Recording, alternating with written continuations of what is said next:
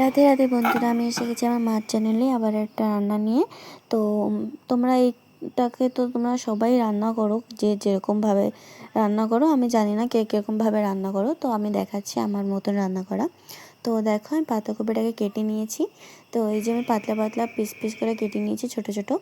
আর দুটো আলু নিয়েছি, একটা টমেটো নিয়েছিলাম। তো দুটো আলুকে আমি ছোট ছোট পিস পিস করে কেটে নিয়েছি। আর দেখো, এই যে আমি জল গরম করে আমি পাতাকপিটাকে জলের ভিতরে দিয়েছিলাম সেদ্ধ করার জন্য। কেন কি ওতে ওষুধ টষুধ দেওয়া হয়, তো সে কারণে যেন ঘেরানটা না আসে সেজন্য। তো দেখো, আমি এখানে তেল বসিয়ে দিয়েছি, এরপর জিরাটা দিয়ে দিলাম। জিরাটা একটু ভাজা ভাজা হয়ে গেছে, তারপর আমি তেজপাতাটা দিলাম। তেজপাতা দেওয়ার পর তারপরে আমি তো পাতাকপি তো সেদ্ধ হয়ে গেছিলো, তো সে কারণে আমি কী করলাম, আলুটা আর টমেটোটা আমি দিয়ে দিলাম। তো এগুলো একটু সেদ্ধ হবে, তারপরে আমি পাতাকপিটাকে দেবো। তো দেখো, এটা সেদ্ধ হয়ে গেছে, তো আমি এখন পাতাকপিটাকে দিচ্ছি।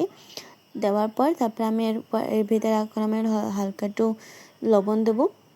লবণ দেওয়ার পর আমি একটু হলদিও দিয়ে দেবো, কেন কি হলদিটাও একটু দেওয়া লাগে কালারের জন্য, কালার একটু ভালো আসে সেই কারণে আমি হলদিটাও একটু দিয়ে দিলাম। তারপরে আমি ওখানে কী করলাম, আমার না জিরে ছিল না, আমি কী করি একটু জিরের পাউডারটা দিয়ে এর ভিতরে, তো না পাতাকপির একটা স্মেল আসে, সেটা আসে না। তো আমি কী করলাম, জিরে ছিল না করে আমি কী করলাম, ফটাফট আমি জিরেটাকে একটু ভেজে নিলাম গ্যাসে। ভাজার পর তারপরে আমি গেলাম বেটে নিলাম। আমি বলি মিক্সিতে আর দেওয়া লাগবে না, আমি বেটে নিই, অল্পটুই তো বেটে নিই। তো বাটাটা হয়ে গেছে, তারপরে আমি দেখছি আমার পাতাকপিটাও হয়ে গেছে।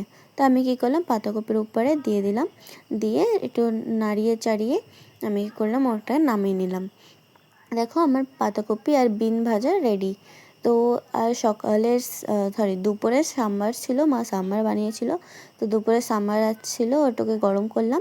আর আমার দিদির জন্য মাছ ভাজা করেছিলাম।